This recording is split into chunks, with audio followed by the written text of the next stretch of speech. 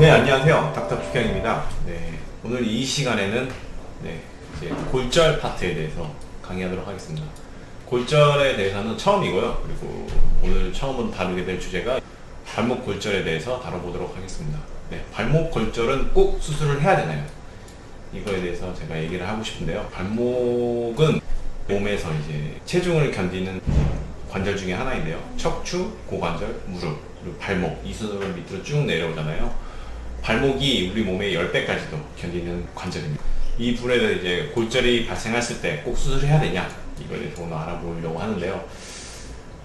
이제 발목이 젊으신 분들도 많이 수상하기도 하는데, 젊은 사람들한테 이제 발목 골절이 나면 좀 크게 나요. 그리고 좀 나이 드신 분들 같은 경우 뼈가 약하신 분들한테는 조금만 넘어져도 발목 골절이 나게 되고, 이렇게 수술을 하게 되면은 보통 이제 옆으로 바깥쪽 복숭아뼈가 부러지신 분들 같은 경우에 옆으로 들어가서 이제 수술을 하게 되는 케이스입니다. 이런 이제 환자분들 같은 경우에는 이제 발목이 관절에서 이제 3분의 1 위쪽으로 있는 이런 거에 대해서는 수술을 보통 안 하는데요.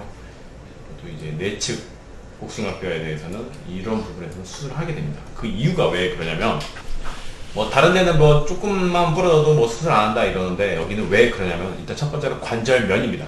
첫 번째로 관절면. 관절면이라면은 관절이 이렇게 서로 움직이면서 여기에 미세하게 틈이 있거나 미세하게 어긋나 있으면은 그게 어떻게 되겠어요? 계속 관절의 손상을 야기하게 되잖아요. 그게 탱선 관절염이고. 그래서 이런 부분에 대해서는 정말 관절을 깨끗하게 맞춰주는 게 제1 원칙입니다. 그래서 이거는 그런 의미에서 이거는 무조건 수술해야 된다고 보는 거예요. 좀 마찬가지로 이쪽도 뭐 이렇게 부러졌는데, 보통 이런 거 보면 위에도 부러지는 경우도 되게 많아요. 그래서 저희가 무조건 알아봐야 되고, 그리고 이제 발목이 부러지게 된 경우에는 이제 이렇게 육안적으로도 볼 수 있고, 첫 번째로는 보통 못 걸어요. 그리고 발이 엄청 부어요. 엄청, 그리고 멍도 시퍼렇게 되고, 멍이 이쪽에서 들다가 중력 때문에 밑으로 잔잔하게 쫙 깔리게 됩니다. 그리고 이제 발목 쪽에서 제일 많이 흔하게 다치는 게 이제 바깥쪽 복숭아뼈, 그 다음에 안쪽, 뒤쪽, 여기 뒤쪽까지 부러지면 거의 이제 엄청 큰 수술이 되는 거예요. 큰 수술이라기보다는 되게 심하게 부러지신 경우가 되게 많아요. 보통은 이제 발목이 바깥쪽 복숭아뼈가 많이 부러지신 분들 되게 많으세요. 바깥쪽 복숭아뼈 부러지고, 여기는 내 안쪽 복숭아뼈는 봤을 때 부러지지가 않아요. 부러지지가 않았는데, 일단 먼저 이거에 대해서 말씀을 드릴게요. 네. 정형외과 학회에서 골절이라 하면은 바깥쪽에 있는 이 뼈의 연속성이 소실된 거에 대해서 골절이라고 명시하고 있습니다.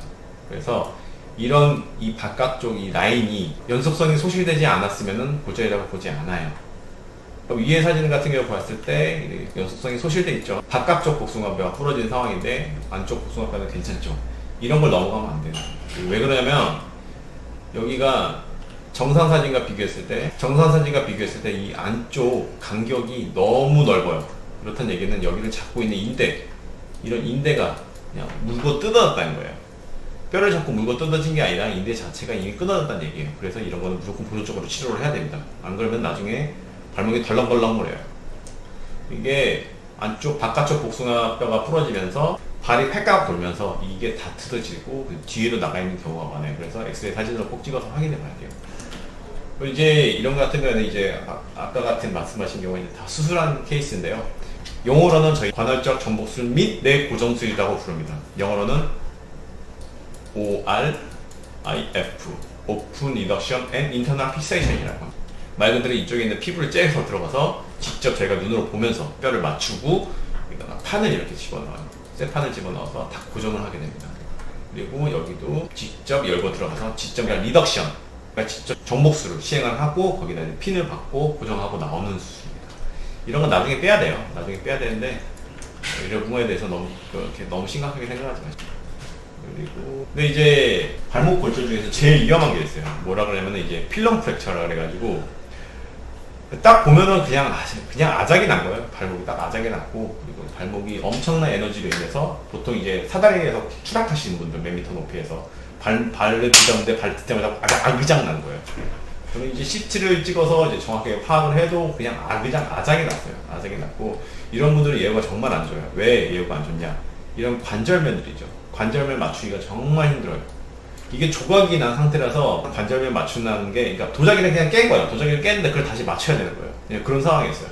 그러니까 도자기가 이쁘게 금갔으면 거기에 본드 붙이고 이렇게 하면 되죠. 근데 이거는 그냥 도자기를 아예 던진 거예요. 그래서 아작이 난 거 상태에서 다시 맞춰야 되기 때문에 당연히 맞추기가 힘들겠죠. 그리고 예우도 당연히 하죠. 이해되셨죠? 그리고 이런 환자들에서 보통 그냥 뭐 바깥쪽 복숭아뼈만 부러지신 분들 같은 게 이렇게 좀 살살 붓는데, 아예 아작이 나신 분들은 발이 그냥 아예 팅팅 부어요. 팅팅 붓고 발에 물집도 나고. 이러면 이런 데서 이제 수술을 한다. 그거는 이제 환자를 죽이는 짓이에요. 이게 뭐냐면 아예 여기 이렇게 피부를 째고 들어가는 순간에 이제 안쪽으로 세균감염 다 되고 뭐 그냥 난리 나요. 뭐 기구로 박아 넣어도 무조건 감염되고. 그러니까 이런 때는 수술을 처음에 하지 않습니다. 수술을 처음에 하지 않으면 어떻게 되느냐? 당연히 예고가 안 좋겠죠. 수술을 하지 않고 처음에 제가 모르고 사진을 안 집어넣었는데, 처음에 이렇게 다리 길이만 맞춰놓게 다리를 좀 길어놔요. 외부로서 이렇게 다리를 피는 고정하는 게 있습니다. 그렇게 고정을 한 뒤에 저희가 수술하게 돼요. 수술을 언제 하느냐? 그거는 이제 외부 고정을 끼워놓고 이 환자가 어느 정도 이제 피부가 다 정상화가 되면 보통 한 10일에서 2주 정도 걸려요. 그러면 이제 그때 수술로 들어가게 됩니다. 수술로 들어가게 되면 이제 이런 수술이 되는 거예요. 이런 수술이 되는데, 보기만 해도 이게 장난이 아니죠. 근데 실제보다 이것보다 더 힘들어요. 왜냐면 직접 들어가서 수술이 한두 시간 만에 끝나는 게 아니라 이게 정말로 이게 세세하게 모든 조각을 다 맞추는 거예요. 도자기를 깼는데 그 도자기 조각을 다 맞춘다고 생각하시면 됩니다. 그러면서 이제 발목 수술에 대해서 합병증에 대해서 말씀을 드리면 불묘와 감염, 피부개사, 신경마비가 있을 수 있는데, 여기서 제일 무서운 게 감염이에요. 감염. 그리고 피부개사 되면 그냥 감염됐다고 생각하는 거랑 똑같은 거예요. 그럼 이제 한 2달이면 치료가 끝난 거라 이제 보통 한 6개월 막 이렇게 기간이 팍팍 늘어나게 되고, 환자는 당연히 못 걷게 되고, 그렇게 되면 환자의 퀄리티는 뚝뚝 떨어지고 의사에 대한 신뢰도 뚝뚝 떨어지고, 둘 다 이제 죽을 맛이는 거예요. 불류압이 되면 차라리 좀 나아요. 그래도 감염은 아니니까. 이런 게 불류압된 거예요. 불류압됐는데, 이런 거는 불류압된 이제 이유가 이제 뭐 여러 가지 원인이 있을 수 있지만, 이거는 좀 고정이 좀 덜 된 케이스라서, 얘네는 붙으려고 노력을 많이 했지만 내 고정물이 부러지게 되고, 이게 부러진 게 원자가 아니라 불류압이 되니까 자꾸 왔다 갔다 하니까 이게 부러진 거예요. 못 견디고 스트레스를. 뭐 이것도 마찬가지고, 옆에는 보는 사진이고, 그리고 이건 피부 개사 됐다 하면은 안에는 무조건 이제 감염했다고 생각하시면 돼요. 그러면은 이제 안에 있는 내용물을 다 빼고 거기다 이제 또 이제 뭐 박지를 못해요. 박지를 못하고 그냥 그 상태로 놔뒀다가 이 상태에서 이제 버티다가 나중에 다시 재수술을 해야 되는 거예요. 이거 정말 힘들어요. 그리고 이거는 또 이제 뭐냐면은 아까 제가 말씀드린 건데, 이걸 제가 넣은 이유가 있어요. 왜냐면 어디 뭐 거기 무슨 과에서 발목 수술했는데 이런 환자가 온 거예요. 이게 뭐냐면은 발을 폈을 때는 그러니까 엄지발가락이 괜찮은데 발을 굽히면 엄지발가락이 자동으로 굽혀지는데 이걸 체크레인 디포미티라고 그러거든요. 근데 이게 왜 그러냐면은 수술을 할 때 여기 있는 신전근이 수술하다가 땡겨 올라와서 엄지발가락을 자꾸 잡아 당기는 거예요. 이렇게 위로 올리면, 발등을 위로 올리면. 그래서 이거는 증상이 어느 정도 기간을 가서 호전되지 않는다. 그럼 여기는 열고 들어가서 이 신전근을 좀 풀어줘야 돼요. 근데 제가 뭘 봤었냐면은 어느 과에서, 물론 비난하지는 않는데 조금은 알고 계셔야 될 거라고 생각해서 말씀을 드릴게요. 이걸 뭐 도수로 푼다 그러시더라고요. 근데 이거는 정말 잘못된 거거든요.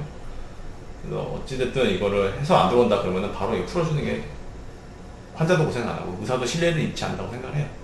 그래서 이거는 어디까지나 정형외과적 질환이니까 이런 거는 정형외과에 믿고 맡겨주시면 고맙겠습니다. 참고로 저는 지금은 수술을 안 하고 있어요. 근데 다시 수술하고 싶다는 욕망 때문에 오늘 이렇게 골절에 대해서 강의를 하게 되었습니다. 수술이 재밌지만 합병증이 많아지면 그만큼 힘든 것 같아요. 근데 오늘은 발목 골절에 대해서 알아보았고요. 그리고 원래 계속 제가 최근에 좀 일이 많고 뭐 이것저것 챙겨야 될 게 많아서 좀 업데이트가 좀 많이 늦었는데 그 부분에 정말 죄송합니다. 네, 이상으로 닥터 국형이었습니다. 네, 다음 시간에 만날게요. 안녕히 계세요.